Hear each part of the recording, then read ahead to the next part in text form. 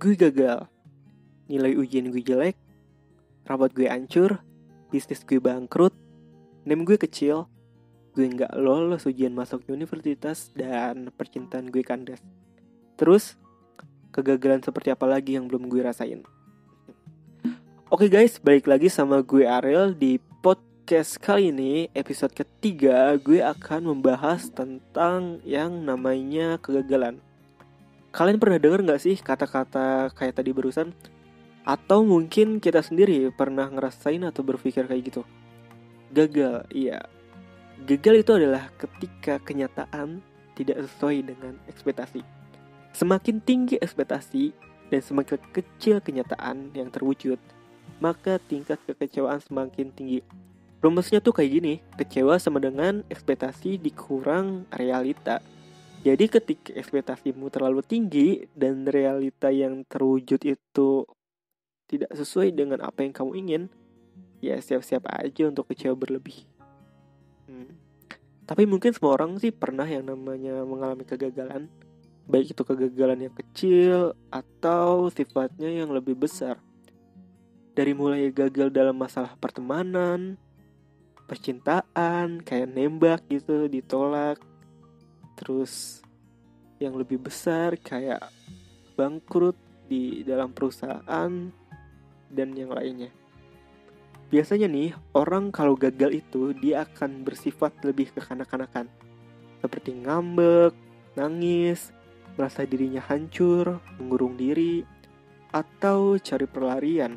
Bahkan yang bahaya itu ketika terjerumus ke penyalahgunaan narkotika. Lalu bagaimana sih cara kita menghadapi kegagalan itu?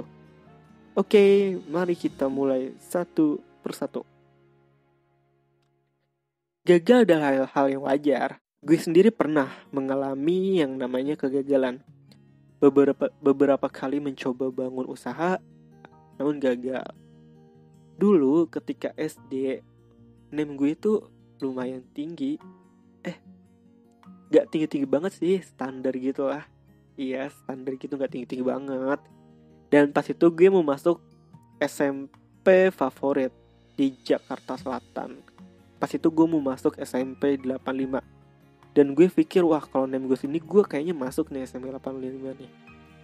Nah, ternyata pas gue daftar di jalur biasa itu, jalur reguler itu, gue gagal. Kenapa? Karena ternyata kuota untuk masuk 85 buat gue itu cuma 5%. Gue adalah orang dengan kartu keluarga Depok.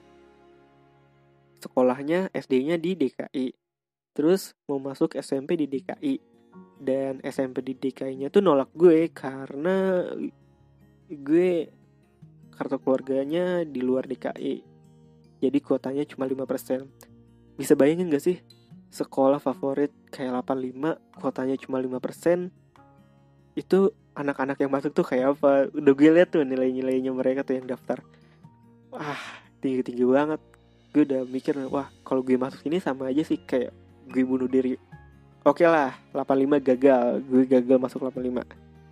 Gue coba tuh, karena gue gak bisa di DKI, gue coba ke Depok tuh. Gue cari-cari sampai di Depok dan nemu tuh ada SMP yang deket rumah gue. Ya lumayan bagus sih, lumayan tinggi NEM anak-anaknya. Pas gue mau daftar di sana, ternyata gue nggak bisa juga tuh daftar di sana. Katanya gue itu lulusan DKI, jadi kuota gue buat masuk sana juga cuma 5%. Sama aja gitu kayak di DKI, anjrit. Gue juga bingung tuh pas itu, udah down banget tuh gue. Udah susah buat mikir nih, gue di DKI ditolak, di Depok ditolak, ini gue mau sekolah di mana lagi. Tapi gue nggak berhenti di situ. Gue muter otak, gue cari tuh SMP di DKI yang kira-kira gue masuklah di situ. Dan alhamdulillahnya gue masih keterima di SMP 86 Jakarta. Ya beda sedikit lah sama 85, beda satu angka doang. Tapi gue bersyukur banget sih keterima di 86. Alhamdulillah di 86 gue bangkit. Gue dapat beasiswa ketika itu gue dapat kayak uang bulanan gitu. Tiap bulan gue dikasih uang sama dari mana gitu, perusahaan apa gitu, atau lupa. Terus gue juga jadi ketos, ya seneng banget saya sih pertama kali jadi ketos tuh di sekolah. Dan ya name gue keluar dari sana lumayan tinggi, bisa lah masuk negeri lagi walaupun gak bagus-bagus amat. Pada awalnya sih gue kecewa karena apa yang gue mau itu gak sesuai dengan kenyataan. Namun seiring berjalannya waktu gue sadar kalau rencana Allah itu lebih indah.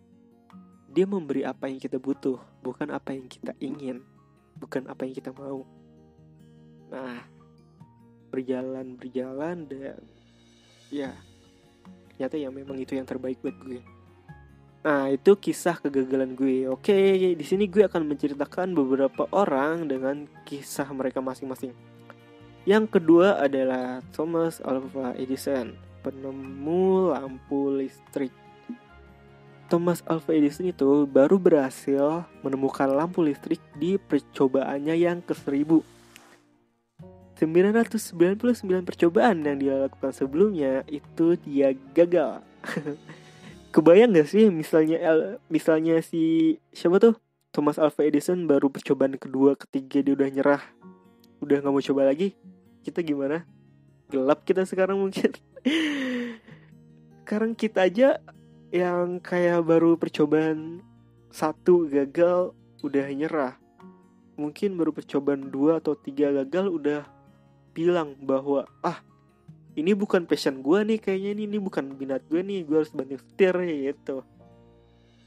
Buktinya Thomas Alva Edison aja bisa 999 kali mencoba dan percobaan 1000 dia baru berhasil. Dan hasil dari percobaan dia tuh, lampu itu malah jadi itu kan penemuan yang lumayan besar pada abad itu. Lanjut ke orang selanjutnya, orang ketiga kan tuh.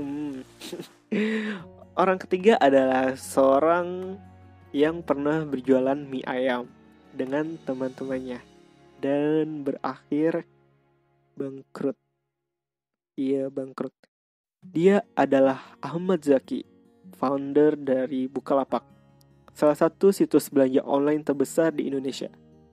Menurut dia, kegagalan adalah pembelajaran yang paling dahsyat.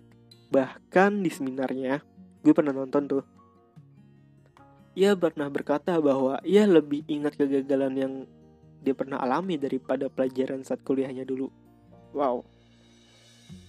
Oh iya, dia tuh dulu sekolahnya di ITB, kuliahnya di ITB, Institut Teknologi Bandung. Dia juga bercerita bahwa ketika ia pertama kali datang nih ke Bandung untuk berkuliah di ITB, ia mengalami yang namanya culture shock atau gegar budaya, kayak kaget budayanya gitu, beda sama budaya asli. Dimana budaya Bandung itu sangat beda dengan budaya kampung dia pada saat itu. Dia dari Sragen, dari Jawa Tengah kalau nggak salah. Sragen Jawa mana sih? Pokoknya dari Sragen deh dia. Orang-orang di ITB itu menurut dia pede-pede, aktif, jago bahasa Inggris, dan dia berpikir dia gak boleh gini-gini aja, dia harus mencoba. Dan akhirnya ia masuk tuh ke berbagai organisasi. Dan ternyata ketakutan yang selama ini ia bayangin itu tidak ada. Dan ketika ia gagal, justru ia berkata bahwa ia ingin gagal lagi, karena kegagalan itu tergores di kepalanya dengan sangat tajam, sehingga bekasnya tuh bisa teringat sampai tua nanti. Keren banget gak sih? Intinya sih yang gue bisa tarik dari Ahmad Zaki itu, dia orangnya berani mencoba, tidak takut dengan hal-hal yang baru. Oke, kita lanjut ke orang selanjutnya. Siapa sih yang gak kenal sama Dian Sastro, artis dan seorang pebisnis wanita. Dian ini beranggapan bahwa gagal itu tidak benar-benar ada. Namanya bukan gagal, hanya belum berhasil. Jadi gak ada tuh yang namanya tamat, skak, berhenti. Yang ada hanyalah kita belum berhasil. Dan kita harus mencoba lagi terus menerus sampai kegagalan itu bosen menghampiri kita. Sama sih, sama yang disampaikan oleh Carol Tanjung atau biasa dipanggil CT. Kalau ada yang belum kenal Carol Tanjung siapa, gue ceritain bentar deh. Karena dulu gue juga pernah baca bukunya yang judulnya itu Carol Tanjung, Si Anak Singkong. Oh iya, gue mau cerita nih. Dulu tuh gue beli bukunya Carol Tanjung. Beli bukunya di Gramet. Baru tuh beli buku Carol Tanjung. Di Gramet atau di mana ya? Pokoknya gue beli deh buku Carol Tanjung itu. Nah, pas gue baca, itu bukunya keren banget. Dan gue bisa membaca 200 halaman di buku itu kurang lebih. Itu cuma 3 hari atau 4 hari gitu. Gila, saking sukanya gue sama kisah yang ada di dalam buku Carol Tanjung itu. Jadi Carol Tanjung itu lahir dari keluarga yang kurang beruntung. Ayahnya kalau gak salah itu di PHK. Ayahnya itu wartawan pada masa Orde Baru. Pas itu tulisan ayahnya itu dianggap cukup berbahaya. Jadi ya ayahnya kayak di PHK dan mereka bangkrut. Tinggal di rumah yang sempit dan serba kekurangan. Namun yang gue bangga banget dari dia adalah dia berhasil bangkit dan menjadi orang terkaya nomor 7 di Indonesia pada tahun 2018. Gimana gak kaya coba? Itu Trans TV, Trans 7, Trans Studio. Yang punya siapa? Dia. Belum lagi usaha yang lainnya kayak bank, pusat perbelanjaan, dan ya anak-anaknya lah, anak-anak usahanya. Itu sampai 7 turunan kali itu. Gak habis-habis hartanya Carol Tanjung. Salut banget gue sama dia. Yang gue petik dari Carol Tanjung itu ini sih, dia gigih. Dia gak kenal lelah. Secara segala cara ia lakuin dan dia pintar untuk melihat peluang dan memanfaatkannya. Oh iya, Carol Tanjung itu dia kuliah di Universitas Indonesia, UI, jurusan kedokteran gigi. Nah, pada saat itu ketika dia kuliah, dia jualan kayak bisnis fotokopi gitu. Dan bisnisnya itu laku banget sampai-sampai dia bisa beli mobil sendiri ketika masih kuliah. Keren banget tuh Carol Tanjung tuh. Pakai duit sendiri, bukan pakai duit siapa gitu. Pokoknya pakai duit sendiri lah gitu. Terus Carol Tanjung berpendapat juga bahwa kegagalan itu ialah proses belajar. Dimana ketika kita gagal, kita harus bangkit nih dan evaluasi. Terus jika gagal lagi gimana? Ya udah, ulangi aja langkah awal sampai kegagalan itu bosan menghampiri kita. Dan dia juga pernah bilang kalau dia ngelihat orang masuk ke ruangannya tuh, dia udah bisa nebak nih dia tuh mau nipu atau enggak. Keren banget gak sih? Saking ininya loh, saking berpengalamannya. Dia tuh udah mengalami yang namanya mungkin ratusan kali kegagalan, mungkin ya kayak ditipu ratusan kali. Akhirnya dia belajar dari itu semua dan dia udah jago. Dia udah bisa memprediksi nih. Dari mukanya aja udah kelihatan nih, dari mimik mukanya nih, dia menipu atau enggak gitu. Nah, dari 3 berapa orang tuh tadi tuh yang udah gue sebutin ya, gitu deh. Dari orang-orang tadi tuh gue mau nyimpulin nih, apa aja sih cara-cara yang harus kita lakuin untuk menghadapi yang namanya kegagalan itu. Cara pertama adalah kita berusaha untuk mengikhlaskannya terlebih dahulu, meyakinkan hati bahwa ini bukan rezeki gue dan Allah pasti sudah mengatur yang lebih baik dari ini dan sesuai dengan kebutuhan gue dan yang terbaik buat gue gitu.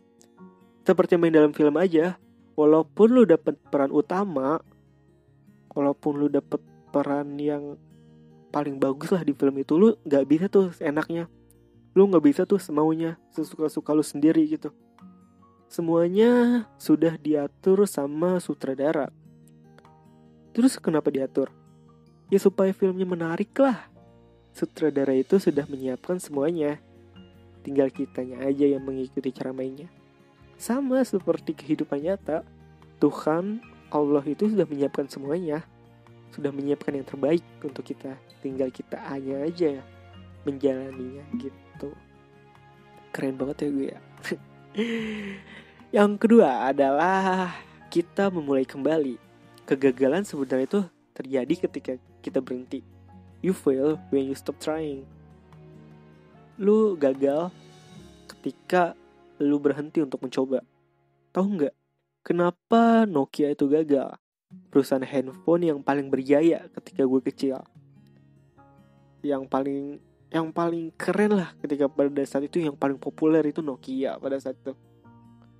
Nah, Nokia itu gagal.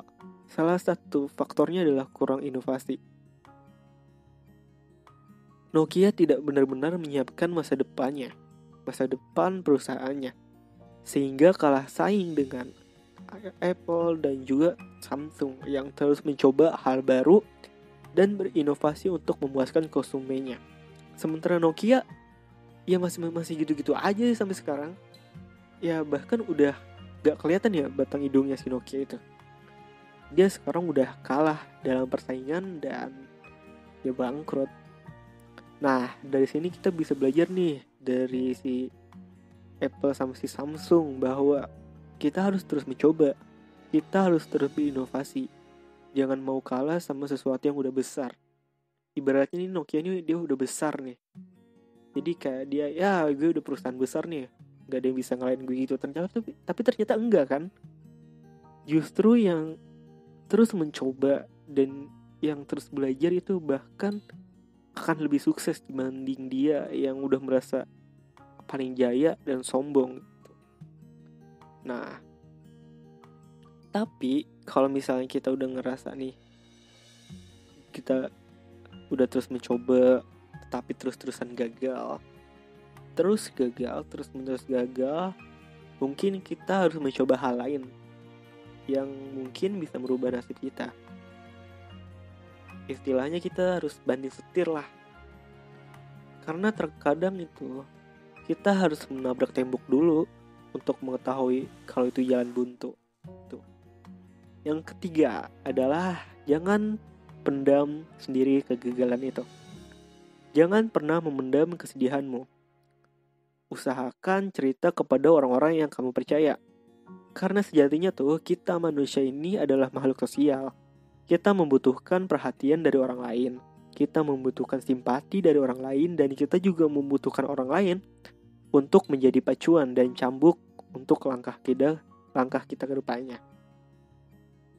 Jadi cerita aja gitu ya, jangan dipendam. Justru kalau dipendam itu bahkan bisa menimbulkan stres dan bisa menimbulkan berbagai macam penyakit. Gak baik lah buat diri kita sendiri. Curhat aja, mulesin aja gitu lah. Dan yang terakhir adalah biarkan kegagalan itu berjalan. Jangan pernah takut dengan namanya kegagalan. Biasa aja dia datang. Ingatlah kata Ahmad Zaki sama Carol Tanjung. Sama siapa lagi tuh? Satu lagi tadi Dian Sastro. Kegagalan itu pembelajaran yang paling dahsyat dan paling teringat. Terus mencoba, terus melangkah sampai tiba di suatu titik di mana kita melihat kegagalan kita di masa lalu, kegagalan diputusin pacar, kegagalan bisnis bangkrut, kegagalan lainnya yang membuat kita merasa menjadi manusia yang paling sial di dunia. Itu semua adalah kegagalan yang tidak ada apa-apanya dibandingkan kehidupan kita yang sekarang. Kayak gue nih sekarang kalau nginget kejadian dulu, kalau nginget kesedihan gue dulu tuh pernah nangis karena ya itu gue gagal masuk SMP. Kalau gue ingat-ingat lagi ya udah sih itu doang anjir, gue gagal masuk SMP doang, bukan berarti gue gagal semuanya kan.